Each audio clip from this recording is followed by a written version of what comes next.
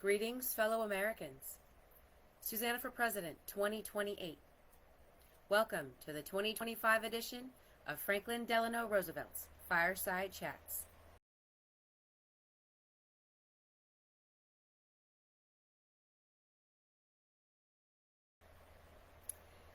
Got some good stuff for you today.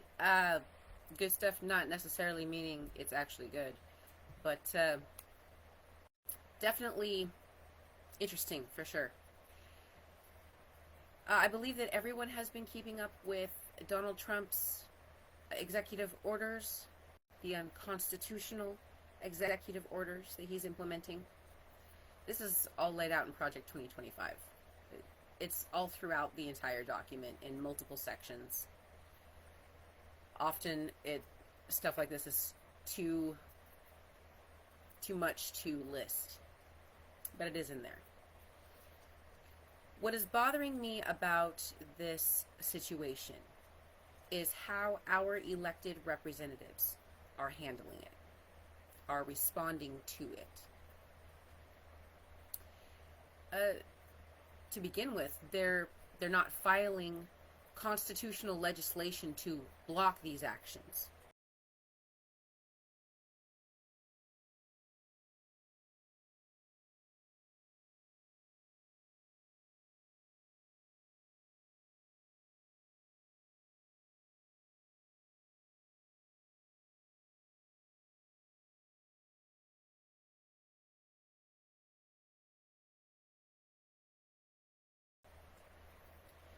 They're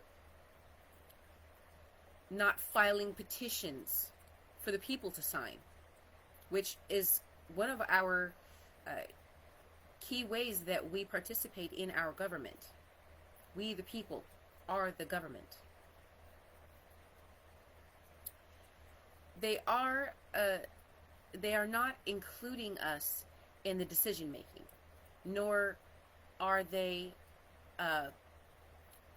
taking other constitutional legal actions necessary to halt these actions, these unconstitutional executive orders. They are voicing their objections, but that's about it. I was actually having a conversation earlier today online with Tennessee State Senator Heidi Campbell.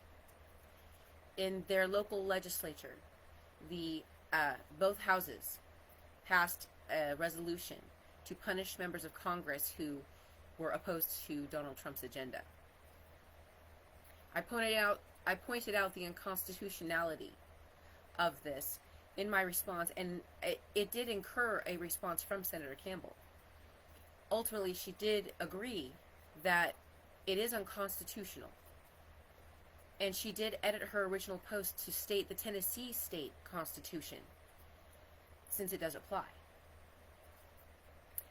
It is unconstitutional to punish members of Congress for disagreeing with a sitting president, to disagree that for anything that he is trying to implement in his agenda.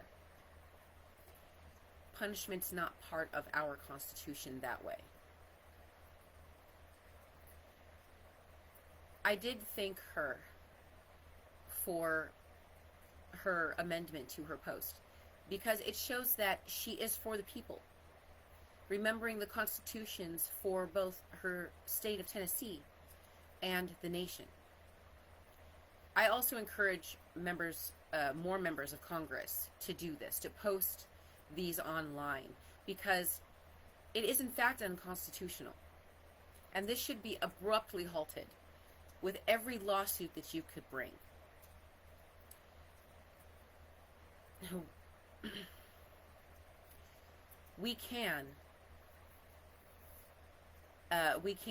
I think we can see that, I think we can agree that, at least most of us can, that posting online helps us communicate better with each other, helps our government communicate with the people. We know more about what they're doing because they post online. So it is constitutional to post these, to post responses like this. speaking of the Constitution, I'm going to sneak a little fun fact in here. I was reviewing the Constitution. I noticed that nowhere in the Constitution does it state that the president or vice president is immune from prosecution like it does the members of Congress in Article 1, Section 6, Paragraph 1. So constitutionally speaking, Donald Trump is not immune from prosecution as a president. I'm not sure where they got that from, but it's not in the Constitution. And feel free to check it. I was reviewing it before I became live. So I certainly hope to see more lawsuits in the future, more legislation that halts these actions. Let that sink in while we start with our next topic. I have stated that I may be running for House of Representatives. As a member of the House of Representatives, there's several things that I can do for the community. One of these things is holding other members of Congress accountable. That is part of our job. Being an oath-taking member of the United States government, that is part of our job. It's part of keeping that oath of office.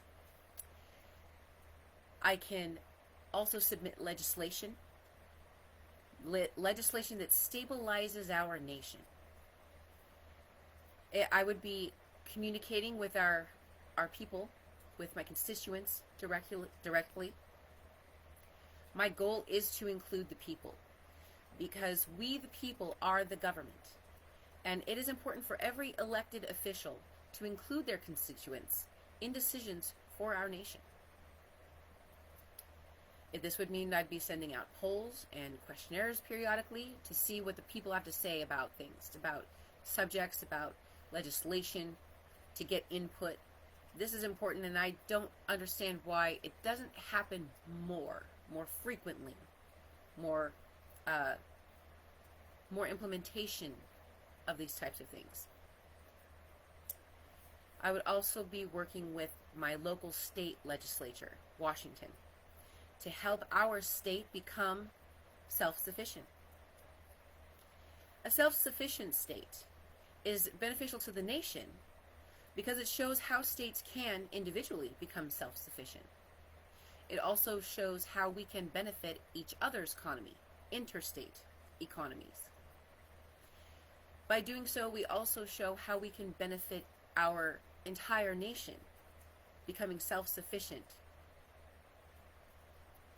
I'm going to explain a little bit more about that in a separate episode.